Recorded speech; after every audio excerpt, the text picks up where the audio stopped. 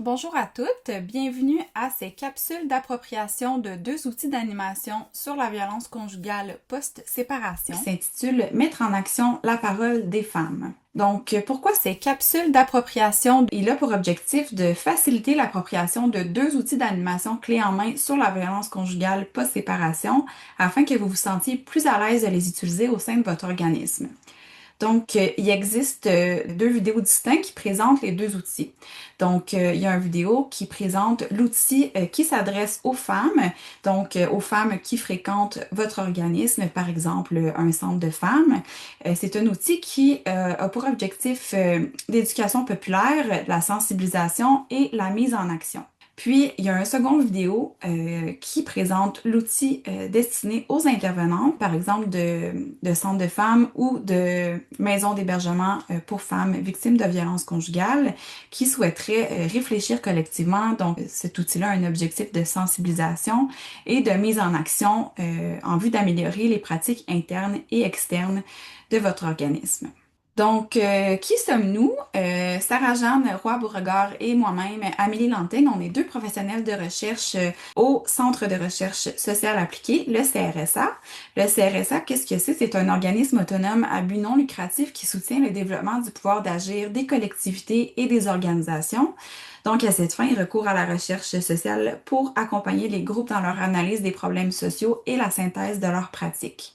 On a une approche qui est participative, qui favorise le croisement des savoirs théoriques et d'action et le transfert continu des connaissances. L'historique de la démarche d'animation, d'où ça vient, ces deux outils d'animation-là qu'on vous présente. Euh, Initialement, en 2019-2020, le CRSA a mené une recherche exploratoire sur le vécu des femmes en situation de violence conjugale post-séparation en collaboration avec le Réseau des femmes des Laurentides, le RFL, et un comité de suivi qui nous ont mandatés pour mener cette recherche. Donc, cette recherche-là visait à mieux comprendre les vécus des femmes qui vivent une situation de violence conjugale post-séparation, mieux comprendre aussi leurs besoins et attentes vis-à-vis des services, puis les difficultés rencontrées dans les services également, et enfin, explorer des pistes d'action pour améliorer les services afin de mieux soutenir les femmes en situation de violence conjugale post-séparation. À la suite de ça, à la demande du comité de suivi du RFL, le CRSA a produit ces deux outils d'animation clés en main pour continuer à faire vivre les résultats et à ce qu'ils soient le plus utile possible pour les groupes et pour les femmes. Donc, encore une fois, c'est l'outil qui s'adresse aux femmes et un autre outil qui s'adresse aux équipes d'intervenantes impliquées auprès des femmes. Puis finalement, 2024-2025, dont on arrive à aujourd'hui, le CRSA qui détient ces outils d'animation-là continue d'avoir le désir de les faire vivre et qu'ils soient utiles le plus possible. Donc, c'est pourquoi on a fait ces initiatives de transfert de connaissances. Notamment, on est allé au congrès annuel de l'Aire des centres de femmes du Québec présenter les deux outils là, à une trentaine d'intervenantes qui travaillent auprès de femmes. Et finalement, ces capsules qui visent une diffusion plus large des outils dans le mouvement des femmes du Québec, donc le vidéo que vous visionnez présentement. Donc, pour vous mettre un petit peu en contexte là, de la recherche, en fait, parce que les outils là, qu'on vous présente aujourd'hui dans les deux vidéos sont issus, en fait, des résultats de la recherche. Donc, c'est important là, pour bien vous situer, qu'on vous parle un petit peu des aspects méthodologiques. Donc, la recherche a été menée dans une approche qualitative, puis la volonté de la recherche, c'était vraiment de donner la parole aux femmes, d'entendre leur voix. Donc, tout au long là, du parcours de la recherche, il y a une attention particulière qui a été portée à traduire le mieux possible ce que les femmes ont dit et aussi comment elles l'ont dit. Donc, vous allez voir là, tout au long de l'animation, qu'on vous propose en fait de réaliser au sein de votre organisation. Euh, on essaie de mettre en lumière là, ces vécus-là. Donc, pour participer à la recherche, il y avait quelques critères de base. Là. Donc, les femmes participantes à la recherche devaient avoir reçu les services soit d'un centre de femmes ou d'une maison d'hébergement, puis résider là, sur le territoire des Laurentides. On recherchait aussi là, un profil de femme assez diversifié, c'est-à-dire une diversité en âge, diversité en termes de situation socio-économique, des femmes qui ont vécu la séparation depuis différents moments, donc de moins d'un an jusqu'à 5 ans. Puis on recherchait aussi des femmes avec ou sans enfants, en emploi ou sans emploi, avec différents profils de formation également. Euh, donc, plus précisément, les femmes qu'on a rejointes là, dans cette recherche, 80% des femmes avaient entre 30 et 59 ans. 25% des femmes, donc 8 femmes, avaient un revenu d'emploi ou de travailleuses autonomes. Le quart des femmes avait aucun diplôme et le tiers détenait un diplôme d'études secondaires ou d'études professionnelles. Environ le deux tiers, donc 19 femmes, avaient un revenu annuel de moins de 20 000 dollars. Puis la majorité des femmes avaient un ou des enfants mineurs à leur charge. Puis 77% de ces 26 femmes-là, donc 20 femmes, avaient au moins deux enfants. Donc, vous avez sélectionné la vidéo de présentation de l'outil d'animation destiné aux femmes. Donc, l'objectif de cet outil-là, c'est de présenter les résultats de l'étude exploratoire aux femmes qui participent à l'activité, à l'atelier, de les sensibiliser au vécu des femmes en situation de violence conjugale post-séparation et de développer un réseau de solidarité envers les femmes concernées, en plus d'identifier et réaliser des actions qui visent l'entraide entre les femmes et vis-à-vis des organisations qui offrent des services à ces femmes. Donc, pour réaliser cet atelier, vous allez avoir besoin de matériel particulier. Le matériel nécessaire à cette animation se retrouve sur le site Internet du CRSA. Donc, on va parcourir avec vous le chemin pour accéder à ces contenus. Donc, en arrivant sur le site du CRSA, donc le crsa.ca, vous pouvez vous diriger dans l'onglet Nos réalisations et transfert de connaissances. Dans transfert de connaissances, vous défilez là, jusqu'à l'onglet ici Point de vue des femmes sur leur vécu de violence conjugale post-séparation, adéquation entre leurs besoins. Et vous allez trouver en fait les deux boîtes à outils en défilant un petit peu plus bas. Donc, vous voyez ici la trousse d'animation destinée aux femmes et la trousse d'animation destinée aux intervenantes. Donc, dans cette vidéo-ci, là, on s'adresse on précise la trousse d'animation destinée aux femmes. Donc, vous aurez besoin du guide d'animation. Dans le guide d'animation, c'est vraiment là, toutes les indications se retrouvent pour être en mesure d'animer avec un groupe de femmes l'atelier qu'on vous propose aujourd'hui, puis dont lequel on va traverser avec vous là, chacune des activités. Il y a également le cahier de la participante. Donc, ce cahier contient en fait tous les outils là, nécessaires qui vont être à distribuer aux participantes là, pour la réalisation de l'animation. Et vous avez également la définition de la violence conjugale post-séparation. Et finalement, il y a un document avec des bulles de citation que vous pourrez imprimer là, au moment de l'atelier pour soutenir là, l'animation. Cette animation a été réfléchie pour durer environ 2h50 avec une pause de 15 minutes. C'est prévu en fait pour favoriser les échanges là, puis que ce soit tu sais, le plus intime possible dans un contexte le plus chaleureux possible. C'est prévu pour environ entre 10 et 15 participantes. Euh, donc, il y a quelques considérations à établir là, pour favoriser le bon déroulement de l'atelier, entre autres là, de s'assurer d'avoir un espace sécuritaire et confidentiel de partage pour que les femmes là, se sentent à l'aise de s'exprimer, puis de raconter leurs expériences. C'est possible quand même que ça soulève là, certaines histoires de vie, certaines émotions. Donc, en ce sens-là, ça peut être important de prévoir du soutien pendant ou même après l'animation, là, s'il y a des femmes qui ressentent le besoin. Ce qui est à savoir, en fait, c'est ce qu'on vous propose ce qu'on vous propose dans cet atelier.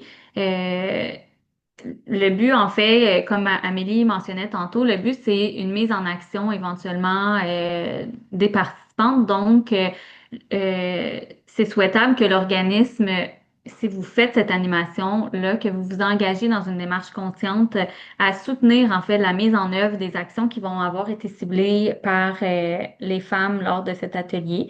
Donc, on suggère, en fait, en amont de la réalisation de l'atelier, euh, de réfléchir en fait pour évaluer c'est quoi les capacités réelles de l'organisme à s'engager et à réaliser les actions qui pourraient être identifiées par les femmes. Entre autres, là, réfléchir en termes de ressources humaines, ressources matérielles, ressources financières. Puis ça va permettre en fait d'orienter là, les discussions avec les femmes pour cibler collectivement des actions qui sont réalistes là, pour l'organisme. Donc, l'atelier ne se limite pas, vous comprendrez, à l'animation des 2h50 avec les femmes. Ça nécessite un petit peu de temps de réflexion en amont. Puis, en fait, par la suite, là, un certain suivi pour mettre en place les actions qui souhaitent être réalisées là, à la suite de l'atelier. Et bien sûr, en fait, ce qui est important, c'est de prioriser le respect des réponses des participants. Donc, ça se peut qu'à la fin de l'atelier, les femmes n'aient pas le désir ou le temps, l'énergie de s'engager dans une démarche de mise en action. Puis, c'est tout à fait correct, c'est tout à fait légitime. Si c'est le cas, en fait, l'atelier aura tout de même servi à sensibiliser à la violence conjugale post-séparation. Donc, l'objectif d'éducation populaire là, sera tout de même atteint. Donc, la première activité de l'outil d'animation destiné aux femmes, c'est l'introduction au sujet. Donc, à la suite de l'accueil des participantes, on vous invite à créer un climat de confiance et sécuritaire pour les femmes présentes. Rappelez que ce qui se dit au cours de l'activité doit rester entre les femmes présentes et ne pas sortir du groupe. Donc, s'assurer là, de la confidentialité des propos rapportés, puisqu'il se peut que il y a des femmes qui aient vécu ou qui vivent une situation de violence conjugale post-séparation, d'autres non, mais s'assurer là, qu'il y a une confiance et une confidentialité là, reliée à l'activité. Puis finalement, d'introduire au thème de la violence conjugale post-séparation à l'aide de la définition qu'on vous a montré tout à l'heure de la violence conjugale post-séparation. Donc, une fois que l'introduction est présentée, on propose de démarrer les échanges avec un atelier brise-glace. Puis on veut en fait, dans cet atelier-là, permettre aux participantes de se connaître, de connaître aussi c'est quoi les attentes des participantes, puis de prendre le pouls du groupe, les connaissances, où est-ce que les femmes se situent par rapport à leurs connaissances là, en termes de violence conjugale post-séparation. Donc, on peut faire un petit tour de table là, pour voir c'est quoi l'état d'esprit des participantes, pourquoi elles ont choisi de participer à cet atelier-là, est-ce qu'elles ont des attentes particulières. Puis, on peut leur poser en fait la question, selon elles, qu'est-ce que c'est la violence conjugale post-séparation? Euh, Présenter là, et si ça n'a pas déjà été fait à l'atelier lors de l'introduction, on peut présenter à ce moment-ci la définition de la violence conjugale post-séparation, puis faire des liens avec ce que les femmes auront partagé par rapport à leur connaissance. Donc, simplement là pour qu'on soit, pour qu'on parle le même langage tout au long de cette présentation, on va vous partager la définition sur laquelle on s'est appuyé tout au long de la recherche et de l'atelier et de la conception des ateliers. Donc, la violence conjugale post-séparation, ça se manifeste sous toutes ses formes en contexte de post-séparation. On entend par contexte de post-séparation le moment où la femme prend la décision de mettre fin à la relation et où elle s'inscrit dans une démarche de réorganisation de vie et de reprise de pouvoir. C'est une période où les stratégies de domination et de contrôle de l'ex-conjoint se transforment, se multiplient et perdurent, exposant ainsi la femme et ses enfants à un plus grand risque d'atteinte à leur sécurité psychologique et physique, pouvant aller jusqu'au féminicide. Donc, on est maintenant rendu à l'activité 3. C'est une activité qui va se dérouler là, à l'aide de fiches thématiques. Donc, on va vraiment se plonger dans les résultats de la recherche. Donc, cette activité-là est prévue pour une durée d'environ 45 minutes et on va alterner entre la lecture de fiches thématiques et un exercice de réflexion de partage entre les femmes participantes. Donc, pour la réalisation de cette activité, il est question d'utiliser trois fiches thématiques. Donc, la première, c'est celle-ci, isolée, pauvre et encore victime de violences conjugales, qui contient des témoignages aussi issus de la recherche des femmes là, qui vivent la situation de violence conjugale post-séparation. Ensuite, la fiche 2 des besoins multiples. Encore une fois, plusieurs témoignages de femmes. Et finalement, la dernière fiche, la fiche 3, qui est piste d'action identifiée par des femmes vivant la situation. Et encore une fois, on y retrouve des bulles de témoignage. Donc, l'idée de cette activité, c'est d'alterner la lecture d'une fiche, puis de prendre les bulles de citation que vous aurez à l'avance imprimées et découpées pour les disposer sur la table. Ce sont des bulles de citation, ce sont des témoignages là, qui sont issus des fiches, et donc de demander aux participantes quels témoignages les ont particulièrement marqués, qu'est-ce que ça suscite chez elles d'entendre tel ou tel témoignage. Et donc, à partir des bulles de citation, demander aux participantes également quels sont les faits qui les ont le plus choqués ou surprises, quels témoignages les interpellent plus particulièrement. Puis en alternant fiche 1, 2, 3, vous aurez trois occasions là, de réflexion collective et de partage d'expériences, de vécu, d'émotions autour des résultats de la recherche.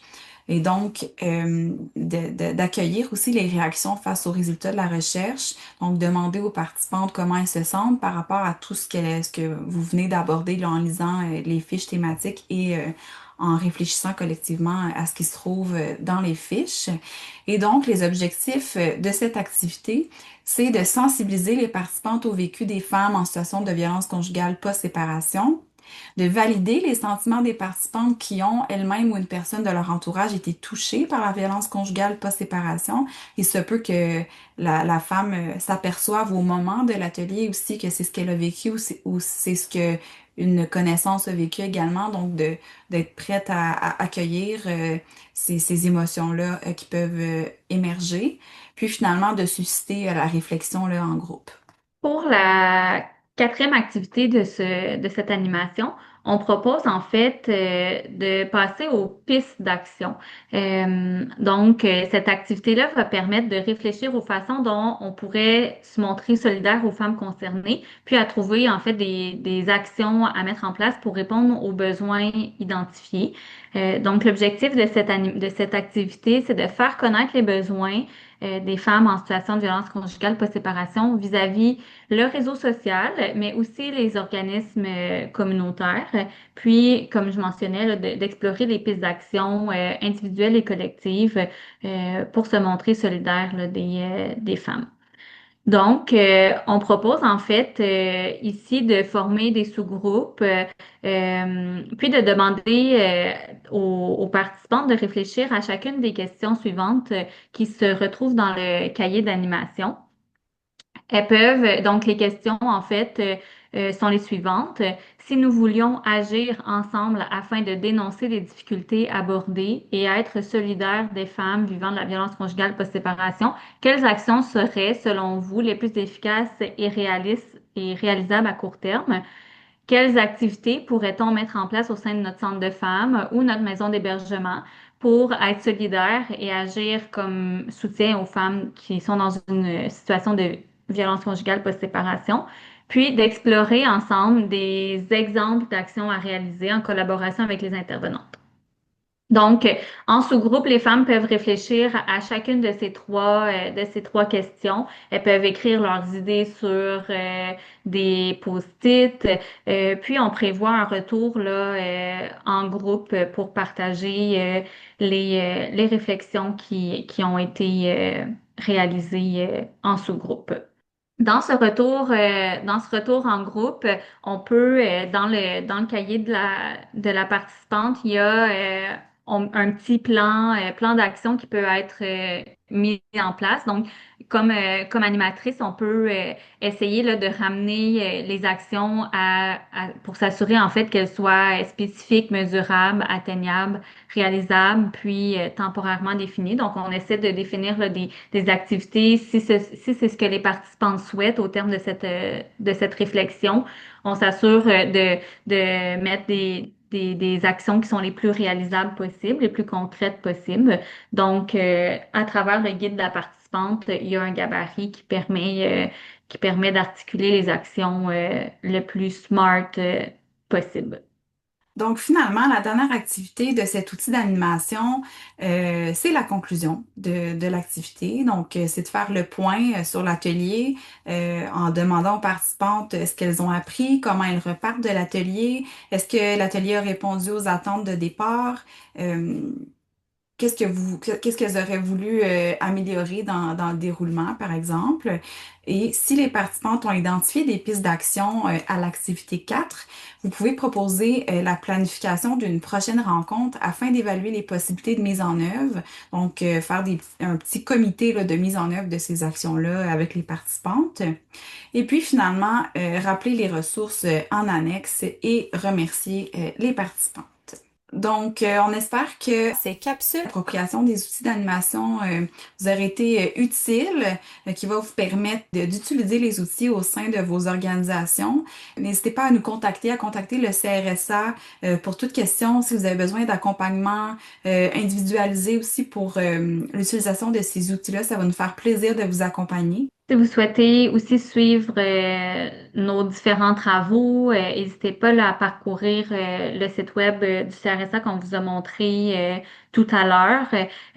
Puis c'est également possible de s'abonner à l'infolettre pour être au courant là, de nos récentes réalisations. Donc, merci encore de votre écoute.